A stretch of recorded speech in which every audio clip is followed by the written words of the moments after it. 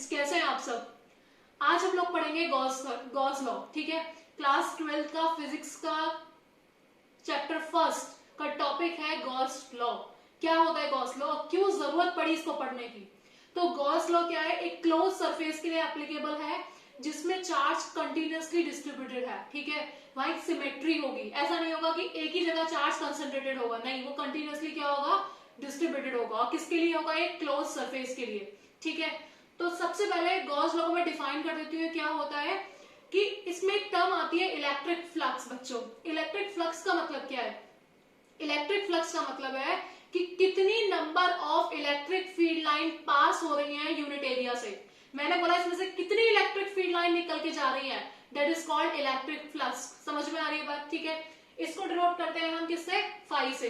तो मैंने कहा सपोज मेरे पास ये क्या है, एक क्लोज सरफेस सर्कल। ठीक है, अगर सपोज मुझे ये कोई 3 डायमेंशन फिगर है, मुझे इसमें से थोड़ा सा पार्ट निकालना है इसका, तो किसकी फॉर्म में निकलेगा, कोन की फॉर्म में निकलेगा। कोई डाउट यहाँ पे किसी को। अगर मुझे एक सर्कल है मेरे पास और मुझे इसमें से थोड़ा सा पार्ट निकालना है तो वो कोन की फॉर्म में निकलेगा ना। ठीक है, तो इसका हमेशा सरफेस जो होता है, ठीक है, वो कैसा होता है, सरफेस एरिया परपेंडिकुलर। इसका मतलब ds कैसे होगा, परपेंडिकुलर डायरेक्शन में। ठीक है, और इलेक्ट्रिक फील्ड भी किधर होगी, तो ये पॉजिटिव चार्ज है तो इलेक्ट्रिक फील्ड भी किधर होगी, बाहर की तरफ। इतना क्लियर है सबको। ठीक है, तो यहाँ पे ये क्या है, वेक्टर क्वांटिटी है ना। मैंने बोला कि E भी वेक्टर क्वांटिटी है और सरफेस एरिया भी वेक्टर क्वांटिटी है। ठीक है, तो डॉट प्रोडक्ट लगा हुआ है। डॉट प्रोडक्ट का मतलब क्या होता है कि अगर हम वहां से डॉट को हटाते हैं तो क्या आता है, कॉस थीटा। ठीक है, तो यहाँ क्या आएगा, E ds कॉस थीटा। अब मुझे जरा आप बताइए कि इलेक्ट्रिक फील्ड और ds सरफेस एरिया में कितना एंगल बन रहा है बच्चों, 0 डिग्री। तो यहाँ पे क्या होगा, E ds cos 0। cos 0 की वैल्यू कितनी होती है, 1। तो कितना हो जाएगा E ds। एनी डाउट, ये क्या निकला, d फाई। अब जरा मुझे एक बात बताइए, आपके पास एक वॉल है, वॉल की आपके पास एक छोटी सी ब्रिक है जिससे मिलके वो वॉल बनी है। ठीक है, तो अगर आपको उस ब्रिक की प्रॉपर्टी पता होगी कि उसकी कितनी लेंथ है, कितनी ब्रेथ है, कितनी हाइट है, तो आप अप्रोक्सीमेशन लगा सकते हैं कि जितनी भी उसमें सारी ब्रिक लगी है, एवरेजेस उनकी यही डायमेंशंस होंगी। ठीक है, तो इसी तरीके से इंटीग्रेशन करते हैं। इंटीग्रेशन का मतलब क्या होता है, छोटे से पार्ट आपको पता है और आपने वो जोड़ दिया, इंटीग्रेट कर दिया, तो आपको क्या आ गया, बड़ा पार्ट मिल गया। ठीक है, तो जब मैं यहाँ पे इसको इंटीग्रेट करूंगी, दोनों साइड क्लोज सरफेस है। ठीक है, तो जब मैं इसको इंटीग्रेशन करूंगी तो क्या होगा, सरफेस एरिया ऑफ स्फीयर क्या होता है, क्योंकि ये 3 डायमेंशन स्ट्रक्चर फिगर है। ठीक है, close surface area of sphere, sphere का एरिया कितना होता है, 4 पाई आर स्क्वायर। ठीक है, तो क्या होगा, डी फाई का इंटीग्रेशन 5, ई कांस्टेंट, ds का इंटीग्रेशन कितना होगा s, और सरफेस एरिया कितना है, 4 पाई आर स्क्वायर। सपोज इसका जो रेडियस है वो कितनी है, r। इतना समझ में आ गया। ठीक है, e की वैल्यू कितनी होती है, k q upon r square, 4 pi r square. k की वैल्यू कितनी होती है, 1 अपॉन 4 पाई एप्सिलॉन नॉट। तो 1 upon 4 pi epsilon naught r square q 4 pi r square. That is clear to you. अब क्या करेंगे, 4 पाई से 4 पाई कैंसिल, आर स्क्वायर से आर स्क्वायर कैंसिल, क्या बचा हमारे पास, q अपॉन एप्सिलॉन नॉट। इसका मतलब जो रिजल्ट है वो क्या है कि electric flux is equal to q upon epsilon naught. इसका मतलब अगर आपको डिफाइन करने को आए तो क्या करोगे, डिफाइन गॉस लॉ का डेफिनेशन क्या दोगे कि electric flux passing through the close surface is equal to the 1 upon, या फिर is equal to the 1 upon permittivity.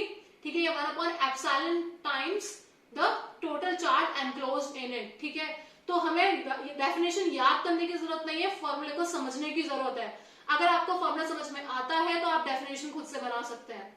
ठीक है, तो हमारे पास फॉर्मूला क्या हो गया, मैथमेटिकल फॉर्मूला क्या हो गया, EDS cos theta, d phi is equal to EDS cos theta, और EDS cos theta is equal to q upon epsilon naught। That is clear to you। अब मुझे एक बात बताइए, आप इस फॉर्मूले को देखें, देखो बहुत सारी चीजें समझ में आने वाली है। ठीक है, क्या इसमें कहीं r है इस फॉर्मूले में, नहीं है, तो इसका मतलब electric flux does not depends on the radius of the sphere. चाहे स्फीयर इतना बड़ा हो, चाहे इतना बड़ा हो, चाहे इतना बड़ा हो, ठीक है, अगर क्यू यहाँ रखा है तो उसकी रेडियस पे फ्लक्स डिपेंड नहीं करता है। That is clear. चाहे शेप आपकी क्यूब हो, चाहे आपकी शेप कोन हो, चाहे आपकी शेप सिलेंडर हो, अगर इनके बीच में चार्ज रखा है तो डिपेंड नहीं करेगा कि उसकी शेप क्या है, तीनों का फ्लक्स क्या होगा, phi is equal to q upon epsilon naught. इसका भी क्या होगा, क्यू अपॉन एप्सिलॉन नॉट, इसका भी क्या होगा, Q upon epsilon naught. That means कि electric flux does not depend on the size and the shape of the particular sphere और कोन या किसी चीज की शेप पे डिपेंड नहीं करता है वो, ठीक है। अब यहाँ पे कॉन्सेप्ट गॉसियन सरफेस का आता है। गॉसियन सरफेस क्या है, गॉसियन सरफेस है एक इमेजिनरी सरफेस जहां से इलेक्ट्रिक फील्ड लाइन पास हो रही है, ठीक है। गॉसियन सरफेस क्या है, कंटिन्यूअस एक इमेजिनरी सरफेस है जहां से इलेक्ट्रिक फील्ड लाइन पास हो रही है। इस यहाँ तो कोई डाउट है किसी को, अगर कोई डाउट है तो प्लीज मुझे कमेंट कीजिए, ठीक है। अब एक चीज मैं आपको बताती हूँ कि लिमिटेशन क्या है गॉस लॉ की। लिमिटेशन ये है कि हम लोग ये जो एप्लीकेबल है, ये किसके लिए एप्लीकेबल है, आप ये क्या है देखो, सपोज मेरे पास एक थिन रॉड है, मुझे इसके द्वारा क्या निकालना है, इलेक्ट्रिक फील्ड निकालना है, ठीक है, ये इसके लिए एप्लीकेबल है, ठीक है। अभी एप्लीकेबल बता रही, लिमिटेशन नहीं बता रही, क्या बता रही है, एप्लीकेशंस, ठीक है। मेरे पास एक सिलेंड्रिकल रॉड है, मुझे इसके द्वारा क्या निकालना है, इलेक्ट्रिक फील्ड निकालना है, ठीक है। मेरे पास एक क्या है, थिन शीट है, प्लेन शीट, मुझे उसके द्वारा इलेक्ट्रिक फील्ड निकालनी है, ठीक है। मेरे पास एक सॉलिड स्फीयर है या फिर हॉलो स्फीयर है, मुझे इसके द्वारा इलेक्ट्रिक फील्ड निकालनी है।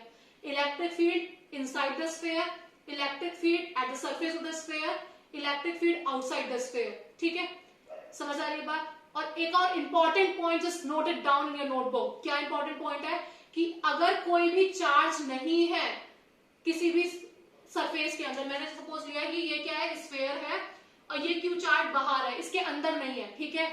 जब इसके अंदर चार्ज नहीं है तो मुझे बताइए क्या इलेक्ट्रिक फ्लक्स होगा यहाँ पे, नो इलेक्ट्रिक फ्लक्स, ठीक है। यहाँ पे नेट इलेक्ट्रिक फ्लक्स कितना होगा, 0। कैसे देखिए, सपोज यहाँ पे बाहर चार्ज है, इस साइड का वो कितना होगा, एरिया, सरफेस एरिया ऐसे, ठीक है, ये पॉजिटिव चार्ज है ना।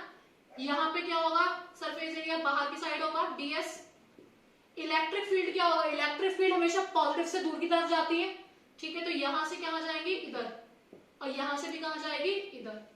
तो जरा मुझे एक बात देख के बताइए कि इन दोनों के बीच में बच्चों एंगल कितना है, E ds cos 180, और इन दोनों के बीच में एंगल कितना है, E ds cos 0। इतना समझ में आ रहा है, ठीक है।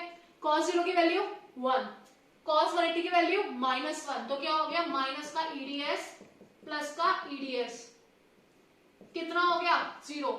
इसका मतलब नेट इलेक्ट्रिक फ्लक्स अगर चार्ज बाहर है तो कितना होगा, 0।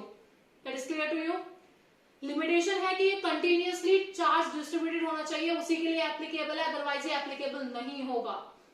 तो समझ में आया गॉस थ्योरम। सिंपल सी बात है कि कितना इलेक्ट्रिक फ्लक्स पास हो रहा है किसी भी यूनिट एरिया से, that is called electric flux, ठीक है। कितनी इलेक्ट्रिक फील्ड लाइन पास हो रही है यूनिट एरिया से, समझ आया। क्या फॉर्मूला होता है, phi is equal to q upon epsilon naught is equal to E dot ds, ठीक है। मैथमेटिकल फॉर्मूला क्या हो गया, E ds cos theta. Any doubt, ठीक है। Thank you so much. अगर कोई भी परेशानी हो जस्ट कमेंट मी।